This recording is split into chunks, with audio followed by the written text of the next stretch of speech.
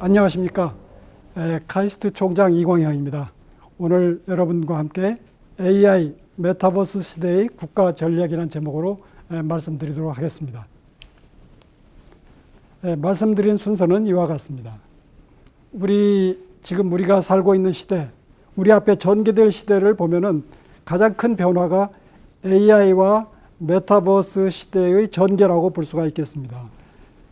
우리가 살고 있는 이 시대에서 약 20년만 가면은 싱귤러리티 시대가 전개될 걸로 봅니다. 싱귤러리티 시대라는 것은 기계가 인간을 능가하는 지능의 관점에서 그런 시대가 다가오고요.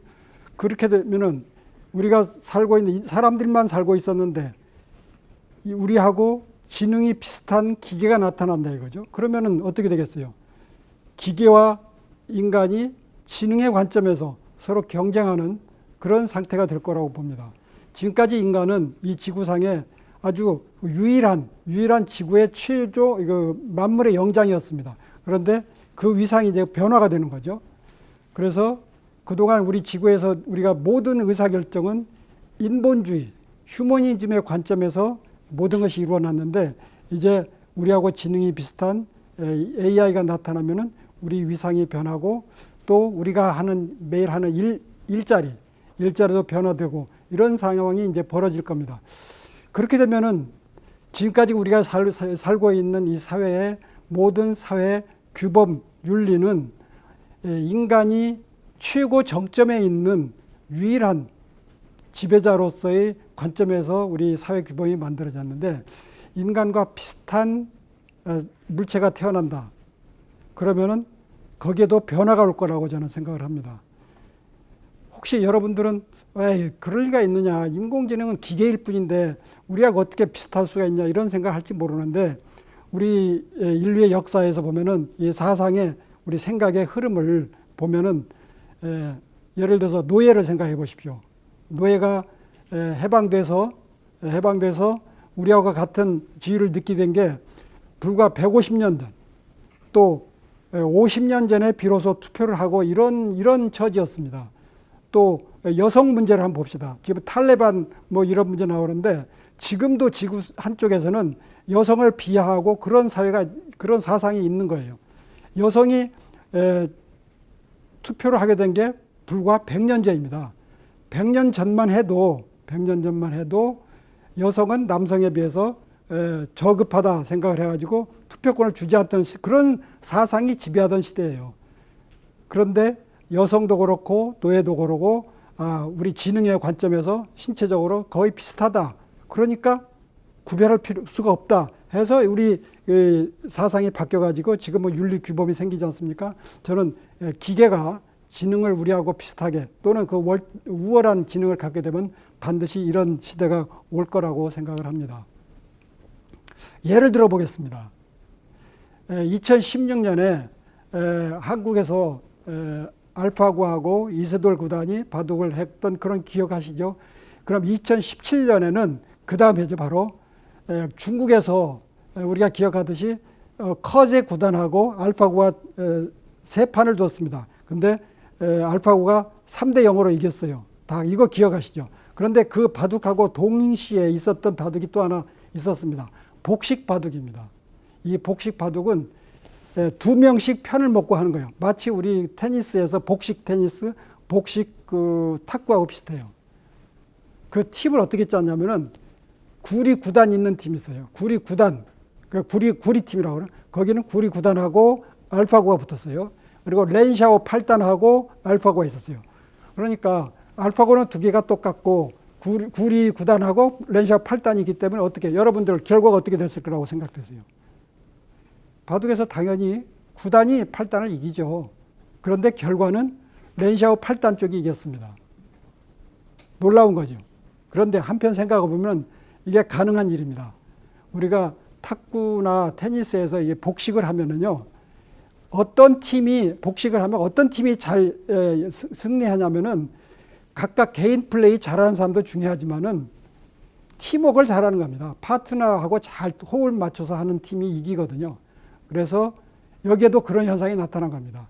그러니까 아마 렌샤오 8단은 알파고 인공지능의 특성을 잘 이해해가지고 알파고가 장점, 단점을 자기가 보완해줘가지고 바둑을 뒀을 것 같아요. 그러니까 구단을 이기죠. 바로 이것이 우리의 미래 사회를 보여주는 거라고 저는 생각합니다. 그래서 우리 미래 인간은 기계를, 인공지능을 잘 활용해서 특성을 이해하고 잘 활용해서 잘 이해해야 됩니다. 그래서 협력하는 사람이 성과를 많이 내고 그런 사람들이 사회의 리더로 커가는 그런 시대가 될 거라고 저는 생각을 하는 거죠. 자, 그다음 메타버스 시대를 생각해 봅시다. 우리 앞에 지금 전개되고 있는데 우리 문명의 발달은 사람이 무엇을 보느냐에 따라서 새로운 것이 열립니다. 인간은 타고날 때부터 가시광선을 보면서 그 많은 그 주파수 중에서 가시광선 굉장히 좁은 대역에 그걸 봅니다. 그러다가 우리 과학기술 발전하면서 자외선도 보고 적외선도 보고 이렇게 X선도 보고 이렇게 이제 점차 그 파장을 넓혀갔죠. 자, 그 중에 하나가 뭐냐면은 망원경입니다. 17세기에 망원경이 나타남으로 해서 천체를 관측할 수 있게 됐고, 그러니까 태양이 지구를 도는 게 아니라 지구가 태양을 중심으로 해서 돌고 있다는 걸 알게 된 거예요. 우리 세계관이 바뀌었습니다. 그리고 17세기 후반에 현미경이 나타났습니다. 현미경이 나타남으로 해서 미생물을 볼 수가 있게 됐어요. 그래서 우리가 가시광선을 통해서 우리 눈으로 보던 그 세계가 아니라 그 더 작은 세계를 봄으로 해서 이제 병균도 알게 되고 질병으로부터 우리 인간을 보호하는 그런 과학이 발전하게 된 거죠. 그 다음에 전자현미경이 나타났습니다. 19세기 초에, 20세기 초에 이렇게 함으로 해서 전자현미경이 나타남으로 해서 이제 비로소 세균뿐 아니라 이제 바이러스도 볼 수 있게 된 거예요. 지금 우리가 고통받고 있는 바이러스, 코로나 바이러스가 바로 이겁니다. 만약에 전자현미경이 없었다면은, 발명되지 않았다면 우리는 지금 무엇이 이 코로나 질병을 일으키는지도 모르고 있을 그런 세상입니다. 이와 같이 새로운 문명을 발전시키는 거죠. 그런데 그 다음에 원자현미경이 나타나서 지금 원자현미경은 바이러스보다 더 작은 원자 레벨의 사물을 봅니다. 원자현미경을 보기 때문에 우리가 반도체 칩을 지금 만들 수 있고 칩 설계가 가능하고 거기에 품질 관리가 가능합니다. 이와 같이 새로운 도구가 발달하면서 무엇을 볼 수 있게 만들어주냐에 따라서 새로운 문명이 발전하는 거죠. 지금 우리 앞에는 AR, VR 이런 것들이 있어가지고 메타버스 시대를 열어가고 있습니다. 우리가 현실 세계하고 가상 세계가 서로 결합이 되어가서 혼동이 구별이 잘 안 되는 그런 시대가 열리고 있는 거죠. 그래서 지금 우리 앞에는 우리가 지금까지 경험하지 않았던, 기성세대가 경험하지 않았던 그런 세상이 눈앞에 열리고 있다. 이걸 말씀드리겠습니다. 자, 그러면은 여러분들 고향의 봄이라는 노래는 다 아시죠? 이걸 한번 들어보십시오.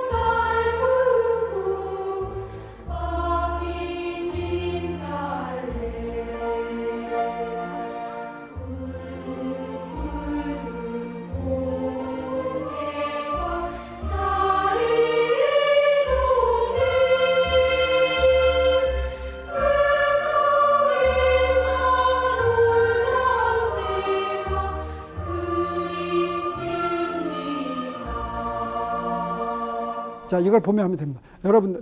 여러분들 고향의 노래, 고향의 봄에라는 노래를 다 아시죠? 이 가사를 한번 읽어보면서 한번 생각해 보십시다. 우리 나의 살던 고향은 꽃피는 산골, 복숭아꽃, 살구꽃, 아기 진달래. 이 고향의 봄의 노래를 부르면은, 생각하면은 머릿속에 무엇이 떠오르십니까? 각자 마음속에 가지고 있는 고향이 떠오르지 않습니까? 아마 이 강의를 들으시는 여러분들은 대개 어려서 골목에서 구슬치기하고 딱지치기, 고무줄놀이하고 그런 게 떠오를 거라고 저는 생각이 듭니다. 저 자신하고 비슷하죠. 그런데 컴퓨터 게임을 많이 하는 10살짜리, 10살, 15살 어린이들한테 고향의 봄이라는 노래를 들려주면서 자, 고향이라는 거는 마음속에 그 떠오르는 추억이다. 자, 그런데 고향의 봄 노래를 들으면 무엇이 떠오르니 질문하면은 걔네들은 바로 이런 것이 떠오릅니다. 리니지 속에 있는 켄트성, 기란성, 메이플 스토리에 있는 그 성, 마인크래프트 이런 성이 떠올라요. 우리가 생각하는 골목에서 구슬치기, 고무줄놀이, 걔네들은 고무줄놀이 그런 걸 해본 적이 없어요. 걔네들은 시간이 나면은 바로 이런 그 가상 세계 속에서 놀았기 때문에 걔네들의 마음의 고향은 바로 이겁니다. 그래서 우리가 지금 기성세대가 가지고 있는 고향하고 지금 신진 자라나는 세대의 고향은 다른 겁니다. 그리고 우리 어려서 생각해 보세요. 받고 싶은 선물 있죠? 생각해 보세요. 10살 때, 15살 때 무엇을 갖고 싶어 했습니까? 그런데 지금 어린애들은 구글 플레이, 그리고 게임에 나오는 그 아이템, 무기, 뭐 이런 걸 갖고 싶어 하는 거예요. 선물로. 그래서 이제 마음속에 있는 고향이 이제 완전히 달라지는 그런 시대로 이제 접어들고 있습니다. 지금 10살 된 애들, 15살 된 아이들이 이제 성인이 되면은 30대, 40대가 되면 그때가 바로 2040년이 되는 거예요. 그때가 되면은 우리 이 사회를 움직이는 주류 세력들의 머릿속에는 우리가 가지고 있는 그 관념하고 완전히 다른 게 될 겁니다. 그래서 그 어린이들한테 새로운 세계, 가상세계, 고향을 만들어주고 새로운 경험을 만들어주고 그 경험을 가지고 새로운 창의력을 발휘하는 거지 않습니까? 모든 사람은. 그거를 만드는 사람이 저는 미래를 지배한다고 봅니다. 그래서 우리가 같이 협력해야 될 AI를 만들 수 있는 사람, 메타버스를 만들어서 고향을 만들어 줄 수 있는 사람, 그런 사람들이 우리 사상을, 관념을 지배하는 그런 세계가 된다. 이렇게 생각을 해요. 그래서 그럼 누가 AI하고 메타버스를 만드느냐? 이거 AI하고 메타버스를 이해하는 사람이 만들 수 있어요. AI를 제작할 수 없는 사람은 남이 만들어 놓은 AI를 사용할 수밖에 없죠. 우리 스스로 자동차를 못 만들면은 자동차 만들어 오면 그걸 쓸 수밖에 없어요. AI를 만들지 못하면은 비싼 돈을 내면서 남들이 만들어 놓은 것을 쓸 수밖에 없는 그런 시대가 될 겁니다. 예를 들어 보겠습니다. 지금 현재 전 세계 소프트웨어 시장을 지배하는 구글, 애플, 마이크로소프트 이 제품들이 일정 부분 우리 삶을 지배하고 있습니다. 우리가 모른다, 그렇지 않다고 할 수 있지 모르는데 우리가 잘 모르는 거 궁금한 게 있으면 어떻게 하세요? 휴대폰 꺼내가지고 검색하지 않습니까? 검색하는 방법, 절차, 이 검색하는 단계별 이것이 다 우리가 정한 게 아니에요. 이 대기업들이 정해놓은 걸 우리는 따라가고 있습니다. 우리나라에 한글 있지 않습니까? 예를 들어서 우리나라 정부에서 한글 맞춤법을 고친다 해봐요. 한글 맞춤법을 고치면은 뭐 우리가 한글이니까 우리나라에서 고치면 되죠? 근데 현실을 보세요. 자, 우리가 한글 맞춤법을 고친다고 해서 고쳐지나요? 워드 프로세서, 컴퓨터가 이걸 지원해주지 않으면 고쳐집니까? 우리 컴퓨터에서 쓰는 워드 프로세서가 두 가지. 아래 한글이고 마이크로소프트의 워드가 있습니다. 만약에 워드, 마이크로소프트가 그거 고치기 어렵습니다. 라고 하면 어떡하겠어요? 고쳐지지 않는 겁니다. 다행히 우리나라는 그래도 국산 워드 프로세서가 있어가지고 일부는 가능하겠지만은 만약에 우리 국산 워드 프로세서가 없이 마이크로소프트가 100% 독점하고 있다면은 아마 맞춤법 하나 고치는데 엄청난 돈을 지불해야 될 겁니다. 이와 같이 이미 이런 소프트웨어 회사들이 우리 삶을 이미 규정하고 있는 겁니다. 그래서 이와 같이 AI하고 메타버스를 제작할 수 없는 국가는 다른 사람들이 만들어 놓은 것을 사용하면서 지배받게 되는 거예요. 이 AI하고 메타버스를 만들 수 없고 만드는 그 언어를 이해할 수 없다. 프로그램을 할 수 없다. 그거는 마치 현대사회에서 영어를 못하고 그 사람들이 영어를 하는데 그 사람들은 사고방식 이해 못해가지고 질질 끌려가는 그런 상태가 될 걸로 저는 보는 거죠. 그래서 지금 우리가 할 것은 우리 후손들한테 이런 그 다른 사람이 만들어 놓은 메타버스나 AI의 지배를 받지 않고 당당하게 어깨를 펴고 살게 하려면은 그런 거를 가르쳐야 됩니다. 소프트웨어나 이런 코딩, 알고리즘, 컴퓨터적인 사고방식, 이걸 가르쳐야지 우리 후손들이 AI를 스스로 만들고 메타버스를 스스로 만들어서 우리 스스로가 우리의 고향을 만들어내고 우리 어린이들의, 우리 후손들의 그 사상을 우리가 만들어낼 수 있는 것이죠. 자, 그 다음에 두 번째로 가서 이제 글로벌 패러다임의 변화를 보도록 하겠습니다. 우리는 국제 정치를 얘기합니다. 국제 정치라는 건 표면에 있어요. 뭐 그림에 보시듯이 다 각 국가의 외교관 정상들이 이제 하지 않습니까? 그 밑에는 그런데 그 전에는 이념이 있었지만 지금은 경제라는 걸 알고 있어요. 중국과 미국이 경쟁하는 것도 이념의 문제가 아니라 이게 돈의 문제입니다. 근데 그 아래에 보면은 과학기술이 있다는 걸 알 수가 있습니다. 기술이 있어요. 지식재산. 그것 때문에 중국과 미국이 지금 갈등하고 있는 거죠. 그래서 지금은 그전에는 하드파워, 이념이라든지 군사력 이런 것이 주였지만은 지금은 경제나 이런 것 중심에서 이제 과학기술 중심, 아주 밑에 있는 기술을 누가 가지고 있고 특허를 누가 가지고 있느냐, 요거에 따라서 지금 국제 정치가 변하고 있는 그런 상태죠. 예를 들어 보겠습니다. 2018년에 미국이 화웨이를 압박을 했습니다. 이건 뭐냐면 화웨이가 미국의 기술을 도용하고 있다는 거죠. 2019년에 한국과 일본의 무역 분쟁이 있었습니다. 이때 일본이 한국을 공격했는데 결과는 어떻게 됐습니까? 그 공격을 견뎌내면서 우리가 생산 차질이 없었죠. 그 다음에 2020년에 호주와 중국이 무역 분쟁이 또 있었습니다. 2020년부터 지금 미중 간의 반도체 분쟁이 계속되고 있습니다. 여기를 보면은 궁극적으로 무엇이 바탕에 깔려 있냐면은 조금 전에 말씀드렸듯이 경제인데 거기에 경제는 기술이 있어요. 그래서 지식재산을 보호하기 위해서 전방위적으로 지금 경쟁하고 있는 겁니다.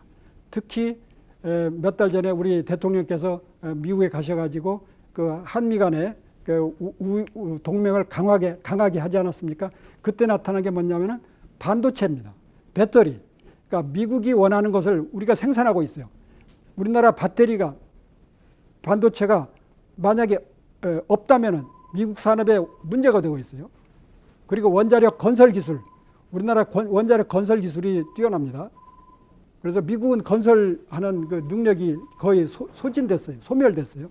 이런 협력 관계를 해서 우리가 서로 가치를 공유하기 때문에 한미 정상회담이 굉장히 잘 돼가지고 동맹 관계가 더 강화됐죠. 그리고 G7, 그 후에 G7 정상회담이 있지 않았습니까? 이거는 대중국의 중국을 좀 압박하는 그런 회의였는데 그때도 우리 한국이 초대를 받았어요. 이거는 우리가 미국이나 우방들이 가지고 있는 기술을, 산업 생산력을 가지고 있기 때문입니다. 저는 이걸 좀 과하게 얘기하면은 신 에치슨 라인이 만들어지고 있다고 생각합니다. 과거의 에치슨 라인이 뭐예요? 미국이 어디까지 미국의 방위선이라고 선언한 거 아닙니까? 그때 한국은 에치슨 라인에서 벗어났기 때문에 우리가 6.25 전쟁이 일어났죠. 지금 한미 간에 이런 반도체, 배터리 동맹이 이루어졌기 때문에 신 에치슨 라인 속에 우리는 안전하게 들어가 있는 겁니다. 지금 미국과 중국 사이에서 대만이 굉장히 중요한 그 위치로 지금 부상하고 있습니다. 지정학적인 위치도 중요하지만은 대만에 있는 TSMC가 중요해졌다고 저는 생각을 합니다. TSMC가 문을 닫으면은, TSMC가 중국의 영향권에 들어가면은 미국의 산업이 엄청난 타격을 입게 돼 있습니다. 그래서 대만의 존재가 더욱 중요해진 거예요. 그래서 이제는 기술 패권 시대는, 이와 같이 기술 패권 시대는 이념 동맹에서 기술 동맹으로 변하고 있습니다. 그리고 기존에는 지리적인 지오폴리틱스가 중요했는데 이제는 기정학입니다. 기술을 가지고 정치를 하기는, 그런 국제 외교를 하는 그런 시대로 접어들고 있어요. 저는 그래서 지오폴리틱스가 이제 테크 폴리틱스로 변하고 있다고 생각을 합니다. 그래서 이제 국제 정치도 과학기술을 알아야 되고요.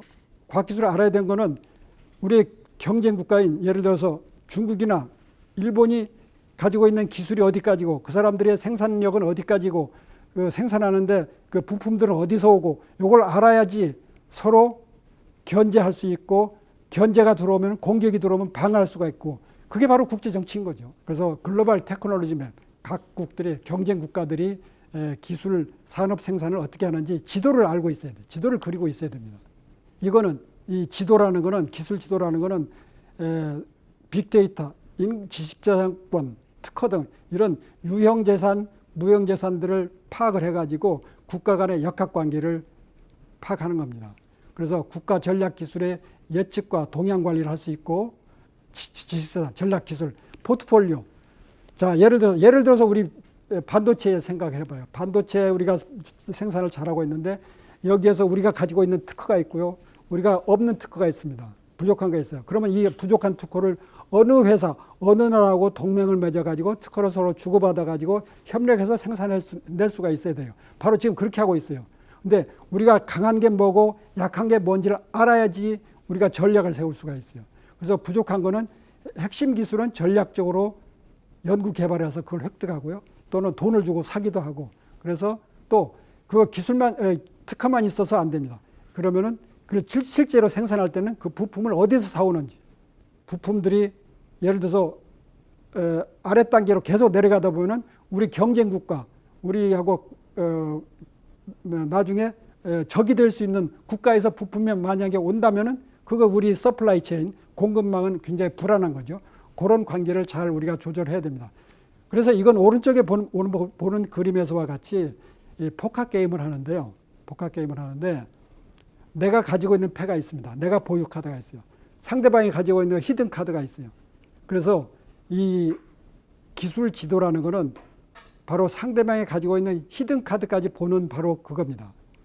현재로서 알 수 없는 중요한 글로벌 기술 및 가치 사슬을 미리 읽어내는 거예요.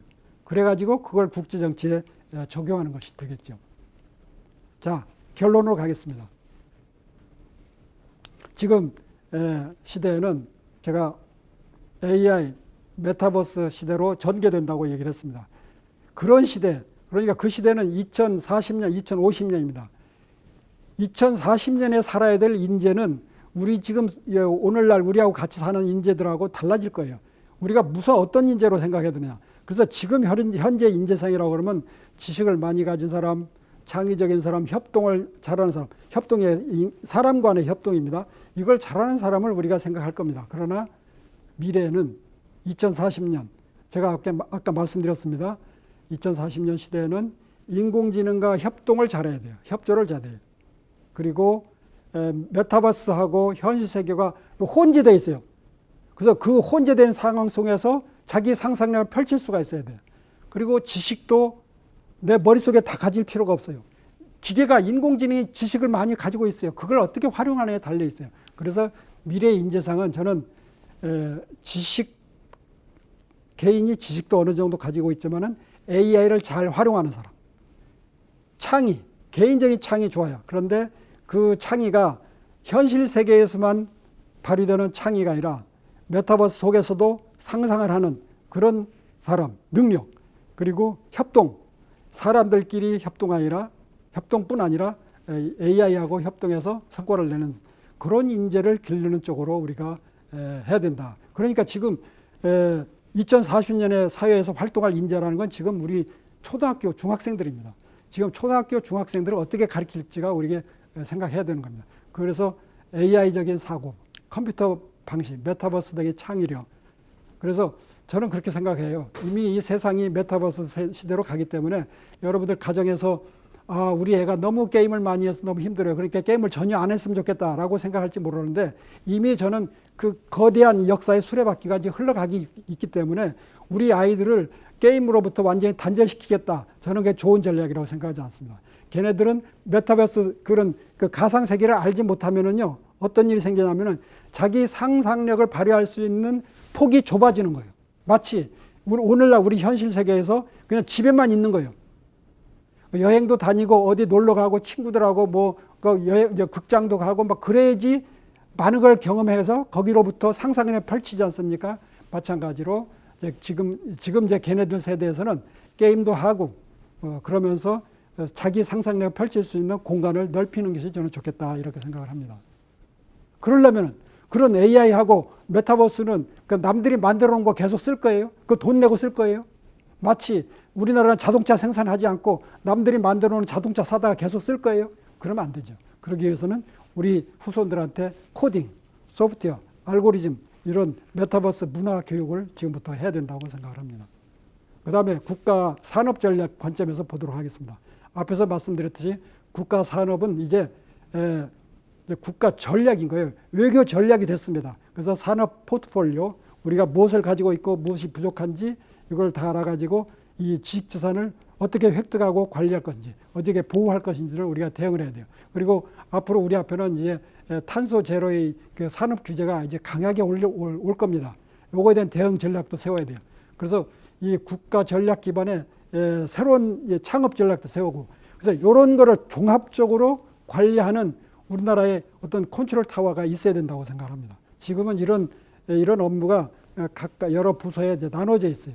내가 종합적으로 할 수 있는. 그래서 이런 컨트롤 타워가 있어가지고 산업 포트폴리오, 지식자산, 산업 그 서플라이 체인을 관리를 하고 요 기술 맵을 관리하면서 국제 정치 하시는 대통령께 상황을 보고하고 대통령이 외교 전략을 세울 수 있도록 그런 하는 기능이 필요하겠다. 이런 말씀 드리면서 마치도록 하겠습니다. 여러분 감사합니다.